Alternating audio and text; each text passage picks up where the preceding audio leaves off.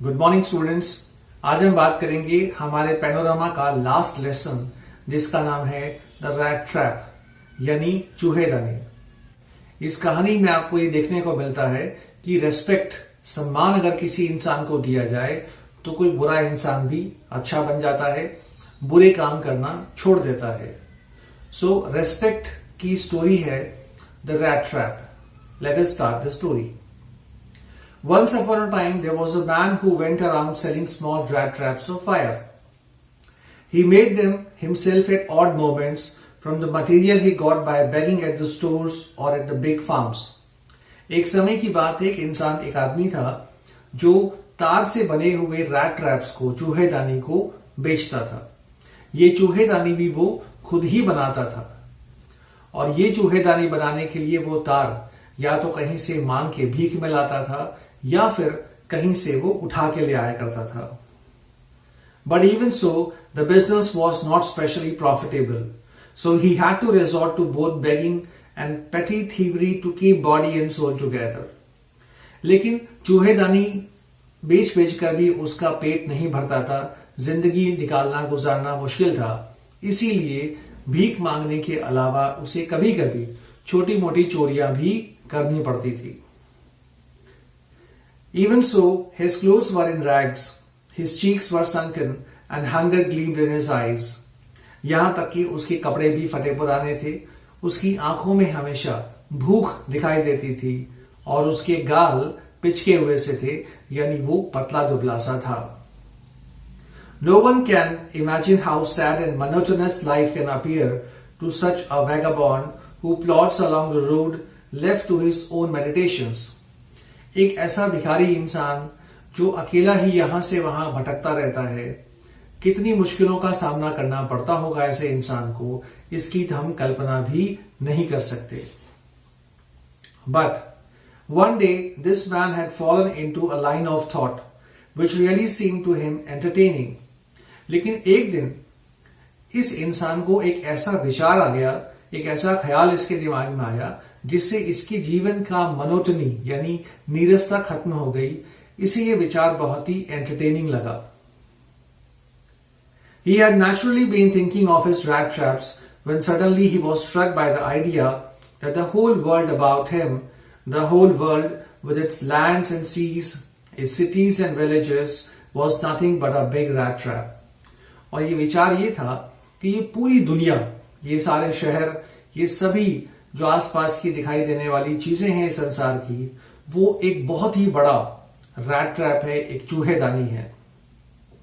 और ये विचार इसको बहुत ही एंटरटेनिंग लगा, बहुत ही मनोरंजक लगा। It had never existed for any other purpose than to set baits for people. It offered riches and joys, shelter and food, heat and clothing, exactly as a rat trap offered cheese and pork. And as soon as anyone let himself be tempted to touch the bait, it closed in on him, and then everything came to an end. जिस तरीके से एक चूहेदानी में चीज का टुकड़ा या meet का टुकड़ा होता है, जिसे पाने की लालच में चूहा जैसे ही उसे टच करता है, चूहेदानी का दरवाजा हमेशा हमेशा के लिए बंद हो जाता है। उसी तरह से इस व्यक्ति को भी विचार आया कि पूरी दुनिया एक बहुत बड़ा रैट ट्रैप है। इसमें दुनिया भर के जो ऐशो आराम है, अच्छी जॉब, अच्छी सक्सेस, नाम, ख्याति, ये सब चीजें क्या है, ये बिल्कुल चीज के टुकड़े की तरह है, मीट के टुकड़े की तरह है। और जैसे ही हम लोग, दुनिया के सभी लोग सफलता के लिए, नौकरी के लिए, शादी के लिए, घर खरीदने के लिए उनको टच करने की कोशिश करता है और वो इंसान इसी चूहेदानी में, संसार रूपी चूहेदानी में बंद कर रह जाता है। ये विचार उसे बहुत ही ज्यादा एंटरटेनिंग, मनोरंजक लगा। The world had of course never been very kind to him, so it gave him unwanted joy to think ill of it in this way. It became a cherished pastime of his during many dreary ploddings to think of people he knew who had let themselves be caught in the dangerous snare and of others who were still circling around the bait. इस पूरी दुनिया ने कभी भी इस आदमी के साथ अच्छा व्यवहार नहीं किया, हमेशा इसके साथ दुर्व्यवहार किया, इसको मिसट्रीट किया। इसलिए इसे यह सोच के खुशी होती थी कि दुनिया का हर इंसान इस चूहेदानी में बंध चुका है, कैद हो चुका है। और ये अक्सर लोगों के बारे में सोचता था कि ये इंसान इस तरह से फंसा हुआ है, वो व्यक्ति उस तरीके से फंसा हुआ है, और ये सोच के इसे खुशी मिलती थी।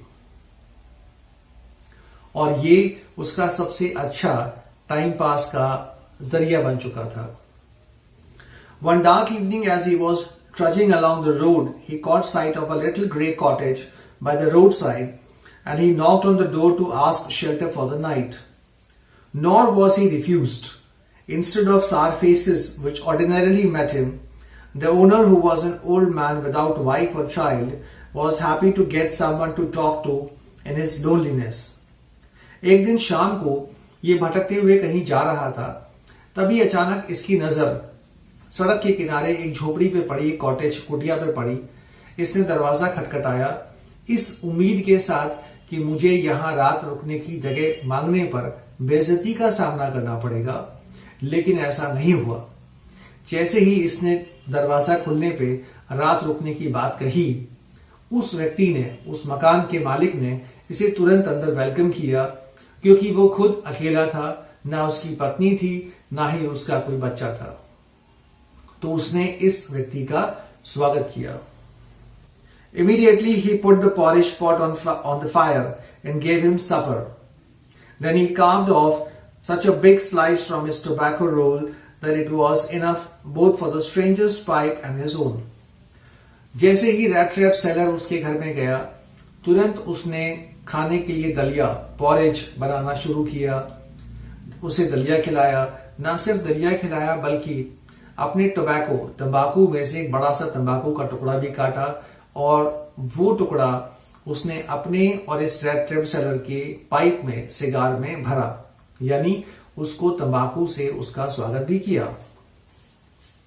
Finally, he got out an old pack of cards and played jollies with his guest until bedtime, और उसके बाद अपने मेहमान के साथ रात को सोने के समय तक ताश भी खेले। The old man was just as generous with his confidences as with his porridge and tobacco. जिस तरह से वो घर का मालिक दिलदार था, उसने दिल खोल के इसे खिलाया, इसे सिगार पिलाई, इसके साथ ताश खेला, उतना ही वो खुले दिल से अपनी राज की बातें भी इसके साथ शेयर करने लगा। The guest was informed at once that in his days of prosperity, his host had been a crofter at Ramsau Iron Works and had worked on the land. उसने कहा कि मैं अपने जवानी के दिनों में रैमसो आयरन वर्क्स यानी लोहे का कारखाना, तो रैमसो लोहे के कारखाने में मैं काम किया करता था, वहां के खेतों में काम किया करता था मैं। Now that he was no longer able to do the day labor, it was his cow which supported him. Yes, that Bossy was extraordinary. She could give milk for the creamery every day, and last month he had received all of 30 kroner in payment. लेकिन अब वो बूढ़ा हो चुका था, मेहनत का काम नहीं कर पाता था, लेकिन अब उसकी इस मेहनत को बचाने के लिए उसके पास थी उसकी प्यारी सी गाय, जो एक बॉस के समान हर महीने नियमित रूप से दूध दिया करती थी, जिसका दूध बेचकर ये अच्छे खासे पैसे कमाता था। और पिछले महीने तो इसने दूध बेचकर डेयरी से 30 kroner कमाए थे। The stranger must have seemed incredulous, for the old man got up and went to the window, took down a leather pouch which hung on a nail in the very window frame, and picked out 3 wrinkled 10 kroner bills. These he held up before the eyes of his guest, nodding knowingly, and then stuffed them back into the pouch. इस बुजुर्ग व्यक्ति को लगा कि इस rat trap seller को मेरी बात का विश्वास नहीं होगा कि मैंने पिछले महीने 30 kroner कमाए। अपने मेहमान को विश्वास दिलाने के लिए वो खड़ा हुआ, खिड़की के पास रखे हुए उस बैग के पास गया, लेदर के पाउच के पास पे, जो खिड़की के पास ही लटका हुआ था। उसने हाथ डाला बैग में, 30 kroner यानी 10-10 के 3 kroners उसने निकाले, जो सिकड़े हुए से थे, मसले हुए से थे, और वो उसने दिखाए कि देखो मैंने ये 30 kroner पिछले महीने ही कमाए हैं। वापस उसने उन्हीं 30 kroner को बैग में रख दिया, इसी रैट ट्रैप सेलर के सामने। The next day both men got up in good season. The crofter was in a hurry to milk his cow, and the other man probably thought he should not stay in bed when the head of the house had gotten up. अगले दिन सुबह सुबह वो उठे। जो घर का मेजबान था उसे जल्दबाजी थी कि उसे फटाफट जाके अपनी गाय का दूध निकालना था। मेहमान को लगा रैट ट्रैप सेलर को कि जब ये मालिक ही उठ गया है तो मुझे भी उठ जाना चाहिए। They left the cottage at the same time. The crofter locked the door and put the key in his pocket. खैर दोनों जने घर से निकले। उसने लॉक किया अपने कॉटेज को, कुटिया को, और चाबी अपनी जेब में रख ली। The man with the rat trap said goodbye and thank you, and thereupon each went his own way. So उसके बाद रैट ट्रैप सेलर ने उसे गुड बाय कहा, थैंक यू कहा, और दोनों अपने अपने रास्तों पे निकल पड़े। But half an hour later, the rat trap peddler stood again before the door. He did not try to get in.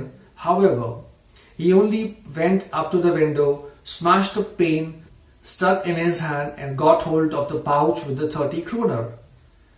लेकिन आधे घंटे बाद ही ये रैट ट्रैप सेलर वापस वहीं पहुंच चुका था। इसने दरवाजा खोलने की कोशिश नहीं की क्योंकि वो लॉक था। लॉक तोड़ने की कोशिश नहीं की, बल्कि वो खिड़की के पास गया। उसने जोर से हाथ मार के कोहनी से खिड़की के कांच को तोड़ा, हाथ अंदर डाला, और अगले ही पल उसके हाथ में थे 30 क्रोनर। उसने उस बैग में से निकाल लिए जो खिड़की के पास लटका हुआ था।